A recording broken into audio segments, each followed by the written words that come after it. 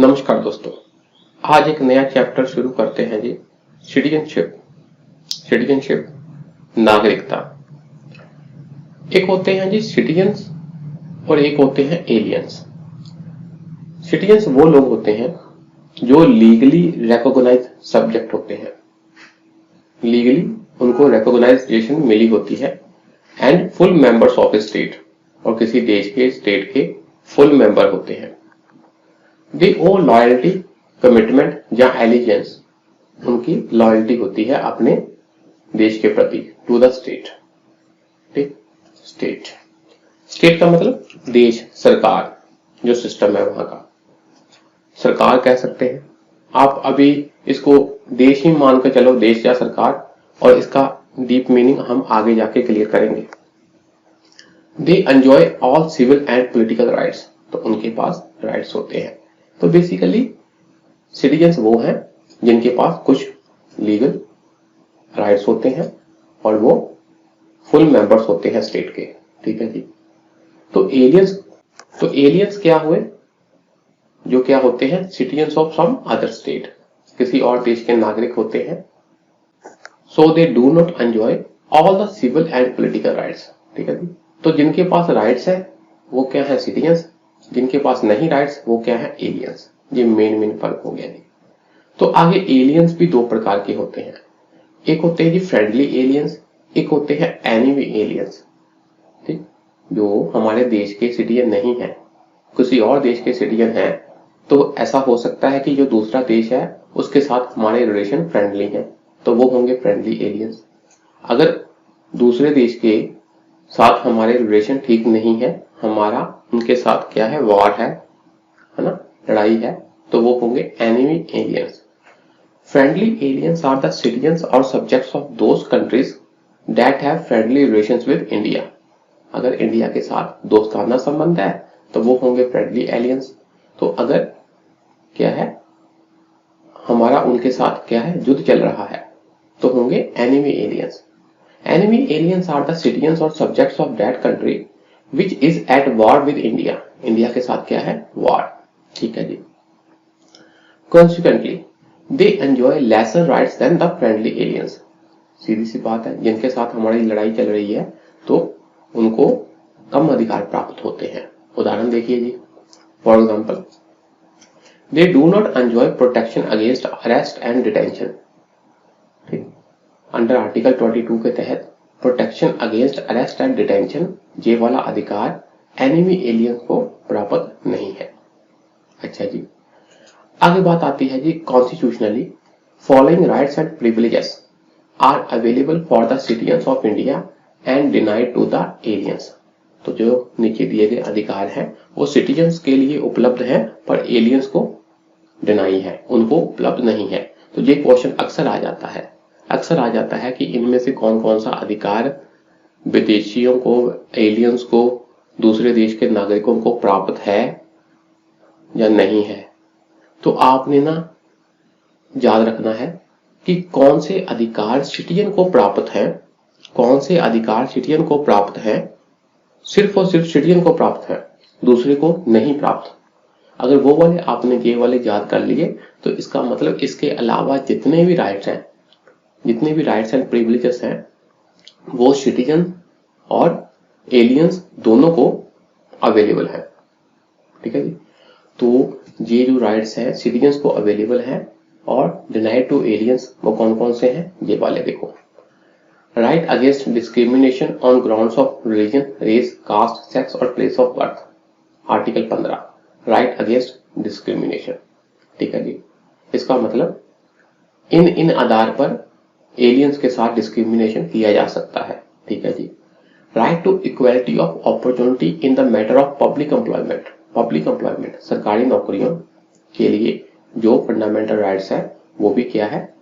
Citizens के पास है, aliens के पास नहीं है, under article 60। Right to freedom of speech and expression, assembly, association, movement, residence and profession, ये वाला आर्टिकल 19 के अंदर अधिकार है। आगे जाकर इनको डिटेल में पढ़ेंगे हम। तो ये भी क्या है? सिटीजन्स को है उपलब्ध, अवेलेबल, पर एलियंस को नहीं है। Cultural and educational rights, article 29 and 30। Cultural and educational rights ये भी सिटीजन्स को है। कोई विदेशी जहां पर आकर अपने कल्चर की बात कहकर ये नहीं कह सकता कि मैं तो अपने कल्चर को प्रमोट कर रहा हूं और मुझे अपने कल्चर को प्रमोट करने का बेसिक राइट है। ऐसा नहीं है। इंडिया में हम उनको ये राइट जो हमारे इंडिया वाले सिटीजन को है, ये वाला राइट एलियंस को डिनाइड है। ठीक। Right to vote in the election to the Lok Sabha and state legislative assembly, MP और एमएलए के इलेक्शन के लिए जो वोट देने का अधिकार है, राइट टू वोट, वो भी सिर्फ सिटीजन्स को है अवेलेबल। और इसी प्रकार अगर वोट देने का है तो वोट लेने का मतलब right to contest for MP और एमएलए, इसके लिए भी अधिकार किसके पास है? सिटीजन्स के पास है, एलियंस को डिनाइड है। तो इसके अलावा है जी eligibility to hold certain public officers. तो हमारे कुछ सरकारी पद हैं, ऑफिसर्स हैं, जैसे प्रेसिडेंट का office, vice president of India का ऑफिस, जजेस of the supreme court, high court, governor, attorney general of India, advocate general of state.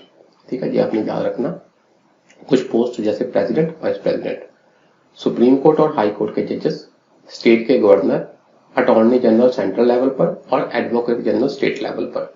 In post के लिए क्या है, सिर्फ सिटीजन ही हमारे एलिजिबल हैं, एलियंस को ये वाला अधिकार प्राप्त नहीं है। तो ये सातों के सातों आपने बार बार रट्टे लगाने हैं, रजिस्टर पर लिखकर रख लेने हैं कि ये वाले अधिकार सिर्फ सिटीजन को अवेलेबल है, एलियंस को अवेलेबल नहीं है। इसके अलावा सारे अधिकार एलियंस और सिटीजन्स को दोनों को अवेलेबल है। ठीक है जी, मारो रट्टा। देखो, डिस्क्रिमिनेशन वाला राइट, ठीक है जी, पब्लिक एम्प्लॉयमेंट वाला राइट, ठीक है जी, फ्रीडम ऑफ स्पीच वाला राइट, ठीक है जी, और cultural and educational rights, vote देने और वोट लेने का अधिकार, और कुछ खास पब्लिक ऑफिसर्स, ये भी सिर्फ सिटीजन को उपलब्ध है। इन सातों के सातों पॉइंट को आपने रट्टा लगाना है। ठीक है, रट्टा लगाने का मैंने आपको बताया तरीका, मेन चीजें डिटेल में पढ़ लेनी है, समझ लेनी है और कीवर्ड्स को रट्टा लगा लेना है। जो जो कीवर्ड्स मैंने ये हाईलाइट किए हैं इनको रट्टा लगा देना है। वोट लेने का अधिकार, वोट देने का अधिकार, खास खास पोस्ट पर इलेक्शन लड़ने का अधिकार, ठीक, डिस्क्रिमिनेशन वाला अधिकार याद करो, पब्लिक एम्प्लॉयमेंट वाला अधिकार, कल्चर एजुकेशन वाला अधिकार, है ना, फ्रीडम ऑफ स्पीच वाला अधिकार। तो ऐसे ऐसे आपने याद कर लेने हैं। ठीक है जी, आगे देखो जी, जो हमारे सिटीजन्स होते हैं ना, उनकी कुछ सर्टेन ड्यूटीज भी हैं। अगर सिटीजन्स के राइट्स हैं तो उनकी कुछ ड्यूटीज भी हैं टुवर्ड्स इंडियन स्टेट। ठीक है जी, आगे जी एक टेक्निकल बात आती है जी, अमेरिका में क्या है, यूएसए में क्या है कि वहां पर जो सिटीजन बाय बर्थ है, जो सिटीजन बाय बर्थ है वही एलिजिबल है किसके लिए, ऑफिस ऑफ प्रेसिडेंट के लिए। प्रेसिडेंट का चुनाव वहां पर वही सिटीजन लड़ सकता है जिसके पास सिटीजनशिप बाय बर्थ है। तो अगर कोई इंडिया का बंदा, इंडिया का नागरिक बाद में इंडिया की नागरिकता छोड़कर यूएस की नागरिकता ले ले तो वो वहां के प्रेसिडेंट की पोस्ट के लिए एलिजिबल नहीं है, क्योंकि उसने बाय बर्थ सिटीजनशिप नहीं ली।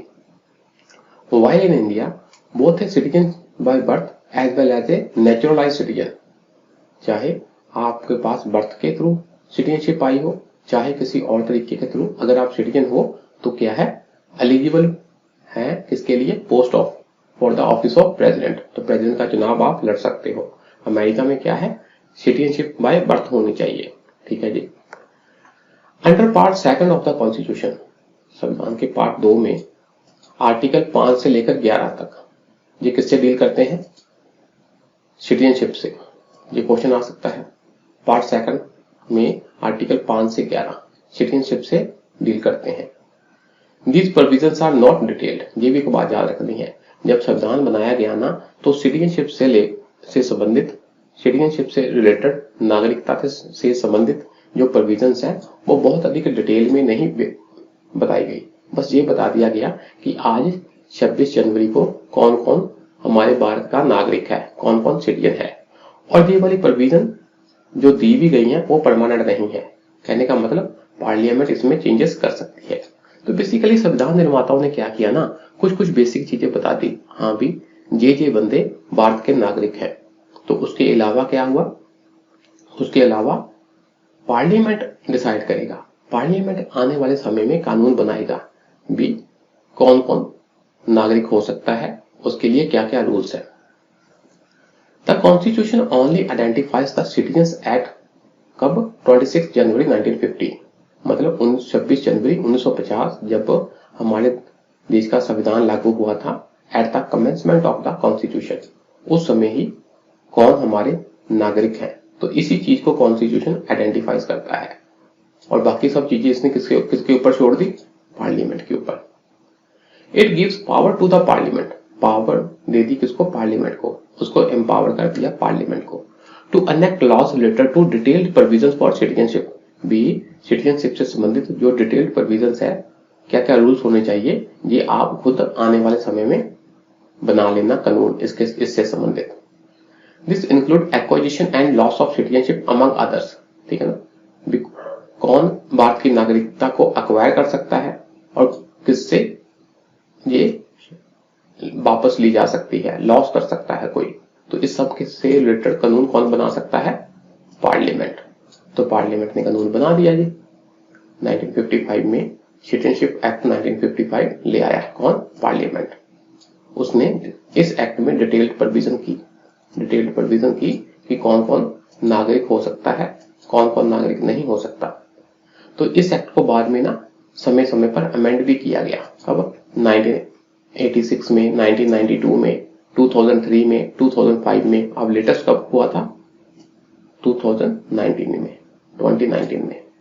तो आपने ये याद रखना है कि अगर आपसे पूछा गया कि क्या हमारा जो पार्लियामेंट है उसने सिटीजनशिप से संबंधित कभी कानून बनाया है, यस बनाया है, क्या उसको बाद में अमेंडमेंट की गई है, हाँ की गई है, कई बार की गई है। अच्छा जी, अकॉर्डिंगली द पार्लियामेंट है, तो ये बात तो हो गई है ना, ये बात होगी। अब एक नोट पढ़ो, नोट कहता है no person shall be a citizen of India और be deemed to be a citizen of India if he has voluntarily acquired the citizenship of any foreign state. जब किसी भारतीय ने किसी विदेशी देश की सिटीजनशिप अक्वायर कर ली तो अपने आप वॉलंटरली उसने विदेशी नागरिकता अक्वायर कर ली तो अपने आप उसकी भारत वाली नागरिकता खत्म हो जाएगी, ये बात है जी। आगे बढ़ते हैं जी, एक्वाजिशन ऑफ सिटीजनशिप। आप भारत की नागरिकता किन किन तरीकों से ले सकते हो। तो जो हमारा सिटीजनशिप एक्ट ऑफ 1955 है वो कहता है कि यहाँ पर 5 तरीके हैं, 5 वेज हैं जिसके द्वारा आप भारत की नागरिकता अक्वायर कर सकते हो। वो कौन कौन से हैं देखिए, बर्थ के द्वारा, डिसेंट के द्वारा मतलब बंचेस, रजिस्ट्रेशन के द्वारा, नेचुरलाइजेशन के द्वारा, और जहां इनकॉर्पोरेशन ऑफ टेरिटरी, कोई आपने एरिया अपने भारत देश में मिला लिया तो उस एरिया के नागरिक भी भारत के नागरिक बन सकते हैं। उसके लिए पार्लियामेंट कानून बनाएगा। इन 5 को आपने याद कर लेना है, थोड़ा थोड़ा पढ़ लेते हैं जी, अधिक डिटेल में नहीं जाना, ये 5 को जरूर याद रखना। पहला है जी by birth, for persons born in India on और after 26 January 1950 but before 1 July 1987। मतलब देखो 26 जनवरी 1950 तक तो हमने बता दिया भी कौन कौन हो सकता है भारत का नागरिक, पर उसके बाद 26 जनवरी के बाद अगर किसी ने भारत में बर्थ लिया 26 जनवरी 1950 से लेकर 1 जुलाई 1987, आप 87 ही याद रखना कि अगर तो इस डेट में किसी ने बर्थ लिया है तो उसमें क्या होगा, उस कंडीशन में क्या होगा, उसको भारत का नागरिक कहा जाएगा बाय बर्थ, ठीक है। Irrespective of the nationality of his parents, उसके पेरेंट्स की, माता पिता की नेशनैलिटी कोई भी हो, अगर किसी बच्चे ने 26 जनवरी 1950 से लेकर 1 जुलाई 1987 तक भारत में जन्म लिया है तो उसको भारत की नागरिकता मिल जाएगी। अच्छा जी, ये जरूरी नहीं है कि उसके पेरेंट्स के पास भारत की नागरिकता हो या ना हो, ठीक है जी।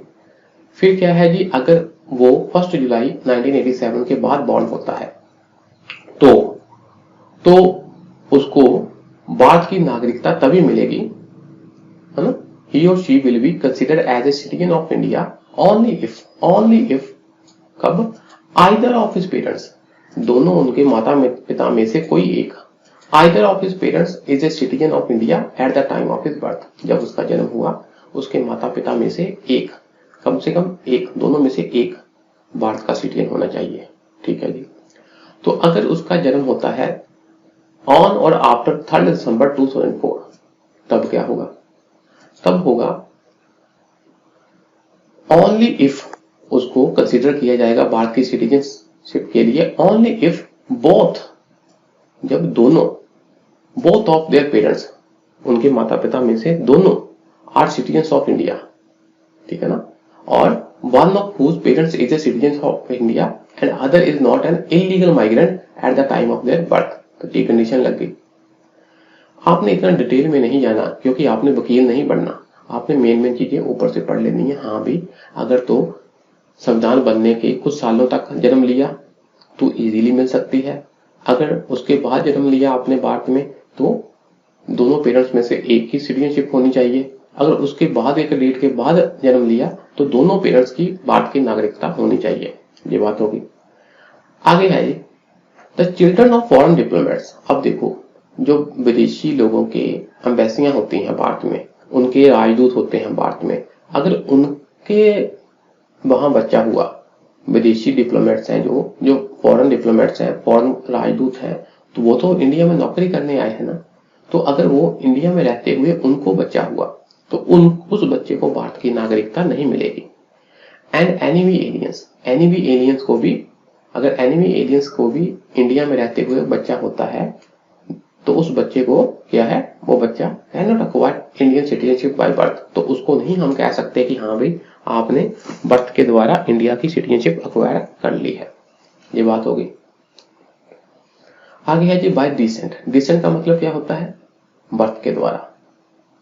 बर्थ के द्वारा सिंपल सी बात है, इफ उसके पेरेंट्स है इंडियन तो बच्चे को भी नागरिकता मिल जाएगी। थोड़ी टेक्निकलिटी है, उसको हम पढ़ लेते हैं। A person born outside India, Bharat से बाहर पैदा हुआ, कब? ऑन और आफ्टर 26 जनवरी 1950, 1950, 26 जनवरी 1950 के बाद क्या है, आउटसाइड इंडिया, भारत में पैदा नहीं हुआ। फिर क्या हुआ? But before 10 December 1992।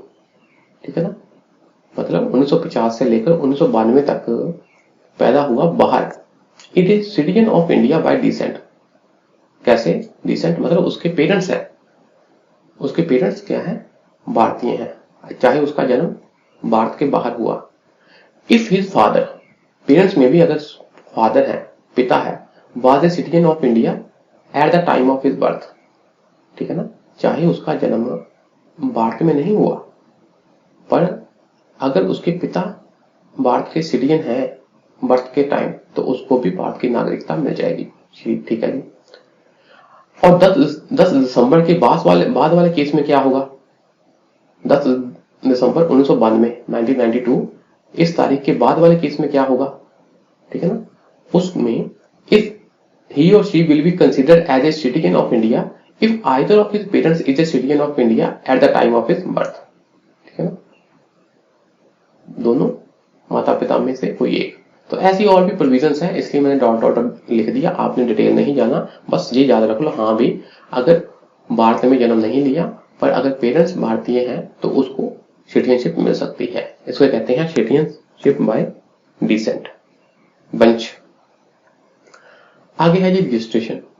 सिंपल, एक बंदे ने एप्लीकेशन दायर की, वो भारत का नागरिक नहीं है, उसने एप्लीकेशन की, हाँ भी भारतीय सरकार मुझे क्या है रजिस्टर करो as a citizen of India. ठीक है ना, तो सरकार उसको क्या कर सकती है, रजिस्टर कर सकती है। ठीक, अगर वो फॉर्मल एप्लीकेशन दे भी, हाँ भी मुझे रजिस्टर करो, पर उसके ऊपर कंडीशंस है। कंडीशंस है क्या कि वो इलीगल माइग्रेंट नहीं होना चाहिए। ये बात हो गई। और कुछ और कंडीशंस है, कुछ और कैटेगरी में वो आना चाहिए। कौन कौन सी कैटेगरी है ये देखो, इसको हम सिंपल पढ़ लेंगे। ए person of Indian origin who is ordinarily resident in India. ठीक, उसके माता पिता या उसके वंशज, उसके पिता पुरखे कब क्या है, इंडियन थे, मीन वो इंडियन ओरिजिन है उसका, उसके पास नागरिकता नहीं है पर उसका जो मूल वंश वगैरह है वो इंडिया का है। और वो भारत में रह रहा है कितने साल के लिए? 7 साल के लिए। Before making an application for registration, application दायर करने से 7 साल पहले तक वो भारत में रह रहा हो। इसका मतलब भारत की नागरिकता लेने के लिए 7 साल रहना यहाँ जरूरी है। ये एक बात हो गई। जहाँ ए person of Indian origin who is ordinarily resident in any country और प्लेस आउटसाइड अनडिवाइडेड इंडिया, जैसे मान लो कि है वो इंडियन ओरिजिन पर आजादी के बाद जब वैसे भी ऑर्डिनरी वो कहाँ रह रहा हो? बांग्लादेश में, पाकिस्तान में, है ना? सॉरी, बांग्लादेश पाकिस्तान नहीं, इन एनी कंट्री और place outside undivided India. Bangladesh Pakistan Bharat जो पहला जो 1947 वाला भारत था उससे बाहर रह रहा हो, तो वैसे हो क्या? इंडियन ओरिजिन वाला। आपने अधिक डीप नहीं जाना, इसको बस ऊपर ऊपर से हम पढ़ लेते हैं। आगे है जी, a person who is married to a citizen of India and is ordinarily resident in India for 7 years before making an application for registration. अगर उसने शादी कर लिया किससे? इंडियन सिटीजन से, और 7 साल इंडिया में रहा है, ये भी कंडीशन होगी। Minor children of person who are citizen of India, ये बात भी होगी। A person of full age and capacity whose parents are registered as citizen of India. ये कुछ कुछ कंडीशंस है, इसको आपने ऊपर ऊपर से पढ़ लेना है, डीप नहीं जाना। और सिटीजनशिप बाय नेचुरलाइजेशन हम नेक्स्ट क्लास में पढ़ेंगे। आज के लिए इतना ही रखते हैं जी। शुक्रिया जी, नमस्कार।